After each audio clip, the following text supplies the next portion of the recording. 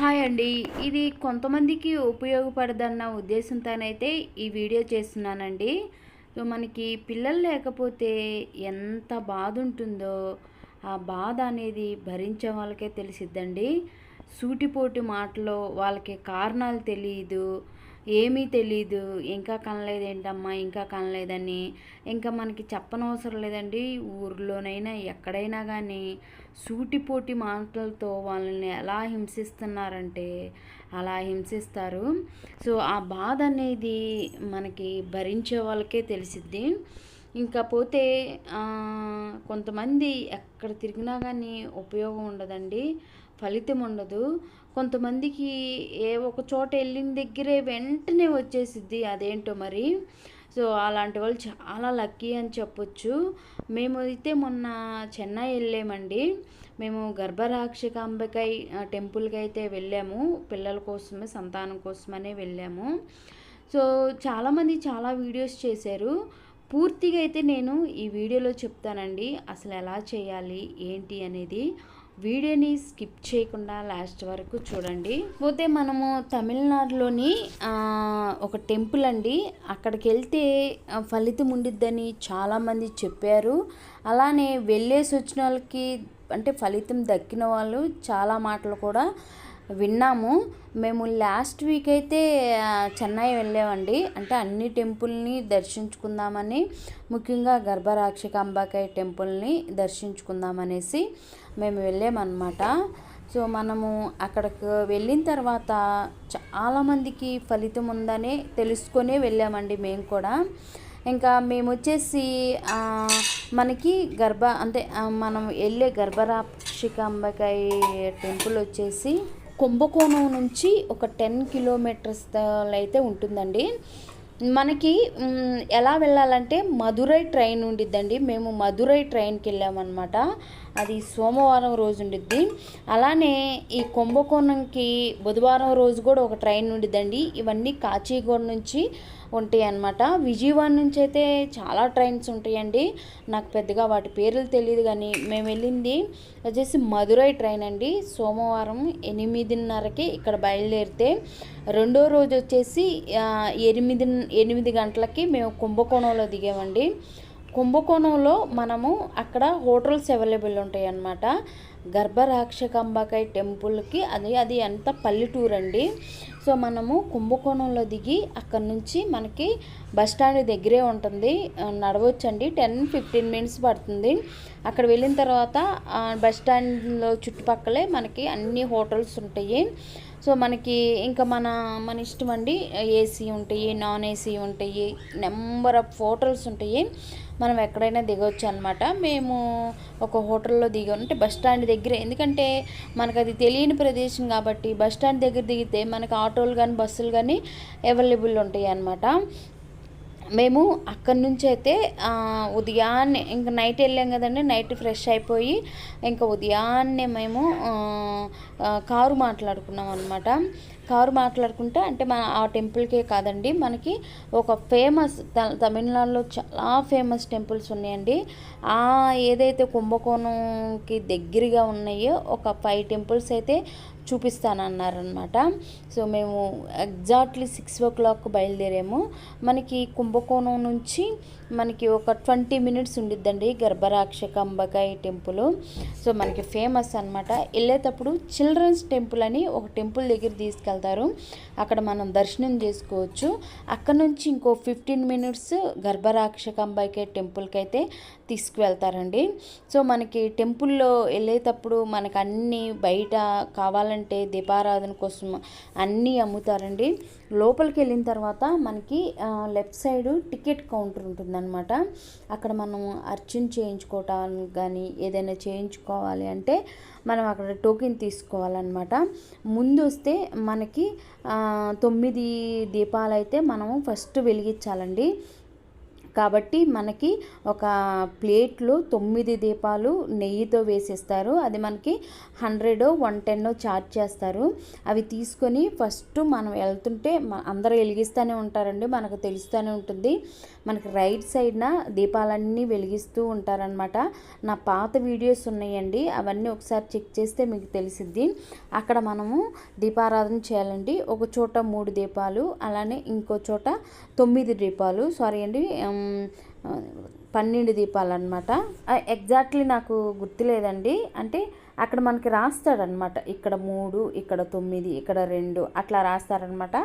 అక్కడ మనము దాన్ని చూసుకొని అక్కడ ఒక చోట మాత్రం 9 వెలిగించాము, అది నాకు బాగా గుర్తుంది. అది దీపారాధన మనం అక్కడ దీపాలు వెలిగించిన తర్వాత ముందైతే మనకి ఫస్ట్ మనకి వెళ్ళేటప్పుడు ముల్లాయినాథన్ అని ఒక టెంపుల్ ఉండిద్దండి. అంటే అక్కడేనమాట, అది స్ట్రైట్ ఉండిద్ది. పక్కన పైన బోర్డు మీద రాసి ఉండిద్దండి, తమిళ్లో ఇంగ్లీష్లో రాసి ఉండిద్ది ముల్లాయినాథన్ టెంపుల్.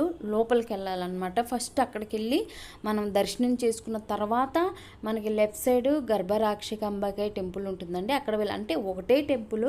ఫస్ట్ ముల్లాయినాథన్ స్వామిని దర్శించుకోవాలన్నమాట.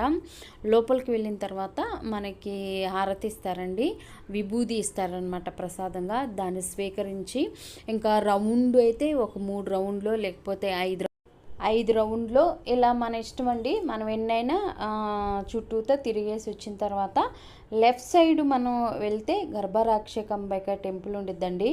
లోపలికి వెళ్ళిన తర్వాత మనకి అంటే అక్కడ పూజకి కావాల్సిన నెయ్యి అవన్నీ మనం బయట కొనుక్కొని వెళ్ళొచ్చు అనమాట. సో అది లోపలికి వెళ్ళిన తర్వాత మనం లేడీస్ మొత్తాన్ని పక్కకు నిలబెట్టమంటారండి. అంటే వాళ్ళ చేత అక్కడ గడప దగ్గర పూజ చేయిస్తారనమాట. సో మనకి పక్కన ఉంటారు మొత్తం ఆడవాళ్ళు, మొత్తం పిల్లలు లేని వాళ్ళు, అలానే గర్భిణీ స్త్రీలు అక్కడ నుంచి ఉంటారు. ఒక్కొక్కరికైతే వాళ్ళు మన చేతిలో నెయ్యి వేస్తారండి. నెయ్యి వేసి అక్కడ గడప ఉంటుందన్నమాట అమ్మవారి దగ్గర. ఆ గడప మీద రాయమని చెప్తారు. అలానే పసుపు, కుంకుమ 3 అయితే ఉంటాయండి అక్కడ. ఆ 3 కూడా మనము బొట్లు పెట్టాలన్నమాట గడప దగ్గర. అలా చెప్తారు, వాళ్ళే చెప్తారండి. అక్కడ పూజారు ఉంటారు కదా, పూజారు చెప్తారు. తర్వాత మనకి పూజ చేసి ఇస్తారనమాట. మనం ఏవైతే తీసుకెళ్తామో కొబ్బరికాయలు కానీ అవన్నీ పూజ చేసి ఇస్తారు. అలానే మనము నెయ్యి తీసుకెళ్తామండి. ఇక్కడ మీకు చూపిస్తున్నాం కదా చిన్న డబ్బా, ఆ డబ్బాతో నెయ్యి తీసుకొని వెళ్తాం అనమాట ముందు అక్కడికి. ఆ నెయ్యి తీసుకుంటారు పూజారి గారు. మిగతావి కూడా అరటిపళ్ళు అవన్నీ ఉంటే అవన్నీ పూజ చేసి మనకి ఇస్తారండి. మనకి కౌంటర్లోనే ఒక ప్రిస్క్రిప్షన్ ఇస్తారు, అంటే తమిళ్ ఇంగ్లీష్లో. అంటే మనం ఇంటికి వెళ్ళిన తర్వాత ఆ డబ్బాలో నెయ్యితోటి మనం ఏం చేయాలనేది మనకైతే ఇన్స్ట్రక్షన్స్ ఇస్తారండి. మనం చూడొచ్చు అక్కడ ఉయ్యాల ఉంటుందన్నమాట, వెండి ఉయ్యాల. మనకు కానీ శుభం జరిగి బాబో పాప పుడితే ఆ ఉయ్యాల్లో పెట్టి చుట్టూతో ప్రదక్షిణ చేయాలన్నమాట. తులాభారం కూడా ఉంటుంది అక్కడ. ఇంకా తర్వాత ఆ నెయ్యి మనం అన్నీ చదువుకోవాలండి. మనకి అక్కడ విభూది అవన్నీ ఇస్తారు. మనం స్వీకరించిన తర్వాత మనం అవి చదువుకోవాలి. ఏముండిద్దంటే అక్కడ మనకి చిన్న డబ్బా కదండి, అది 48 రోజులు రాదు. కాబట్టి ఆ డబ్బాను తీసుకొచ్చి ఇలా మనం 1/2 kg కవ్వు అంటే ఆవు నెయ్యిలో, స్వచ్ఛమైన ఆవు నెయ్యిలో కలుపుకోవాలన్నమాట. అది ఆన్లైన్లో కూడా ఇస్తారండి. మేము డైరెక్ట్గా వెళ్ళాం కాబట్టి మేము డైరెక్ట్గానే తీసుకున్నాము. ఇలా అయితే మేము ఆవు నెయ్యి తీసుకొచ్చుకున్నామండి. తీసుకొచ్చుకొని ఇలా ఒక దాంట్లో అయితే వేసుకొని ఆ చిన్న బాటిల్ ఇస్తారు కదా, ఆ బాటిల్ని కూడా దీంట్లో కలిపి బాగా కలపాలండి. ఇలా ఉంటుందన్నమాట. ఎంత భార్యాభర్తలు ఇద్దరూ కూడా ఒక్కొక్క స్పూను పడుకునే ముందు, మనం పడుకునే ముందు భోజనాలు చేసి ఇంక అన్నీ ఆపేసి లైట్లు గీట్లు అన్నీ ఆపేసి పడుకుంటాం కదా, ఆ టైంలో తీసుకొని ఇది పడుకోవాలన్నమాట. ఇద్దరు భార్యాభర్తలు ఇద్దరు కూడా ఒక్కొక్క స్పూను వేసుకొని నోట్లో వేసుకొని పడుకోవాలండి. 48 రోజుల తర్వాత ఇంక మనం ఆపేసుకోవటమేను. సో 48 రోజులు ఫలితం ఉందని చాలా విన్నాము. అలానే అక్కడ వాళ్ళు కూడా గట్టిగా చెప్తున్నారు. సో అదండి మనకి. మిగతా లేడీస్కి మనకు ఒక 5 days ఉంటుంది కదా మంత్లీ, ఆ 5 days మనం దాన్ని టచ్ చేయకూడదు అనమాట. తర్వాత మనం మన 5 డేస్ ముగించుకున్న తర్వాత మళ్ళీ ఫ్రెష్గా మనం తలంటు స్నానం చేసి అవన్నీ చేసిన తర్వాత మళ్ళీ స్టార్ట్ చేయాలన్నమాట. అలా మనం 48 రోజులు దీన్ని చేస్తే ఫలితం ఉంటుందని ఖచ్చితంగా చెప్తున్నారు. మేమైతే స్టార్ట్ చేసామండి. సో చూడాలి ఇంకా. సో నాలాగా చాలామంది బాధపడుతూ ఉంటారు. కనీసం అట్లీస్ట్ ఒక్కరైనా ఈ వీడియో చూసి ఉంటారనేసి నేను ఆశతో చేస్తున్నాను అనమాట. ఈ నెయ్యి అనేది మనకి ఆన్లైన్లో కూడా ఉంటుందండి. ఆన్లైన్లో కూడా అవైలబుల్ ఉందంట. చాలామంది కూడా తీసుకొచ్చుకొని తీసుకుంటున్నారనమాట. చాలామంది కూడా ఫలితం ఉందని చెప్తున్నారు. సో మేమైతే మన లాస్ట్ వీక్ తమిళనాడు వెళ్ళినప్పుడు చాలా దేవాలయాలను అయితే దర్శించుకున్నామండి. నవగ్రహాల టెంపుల్స్ కానీ ఇంకా చాలామంది టెంపుల్స్ని మేము దర్శనం చేసుకున్నాము. సో అదండి. ఎవరైనా ఒకవేళ ఇలా చేయాలి అనుకుంటే మీరు కింద కామెంట్స్లో తెలపండి.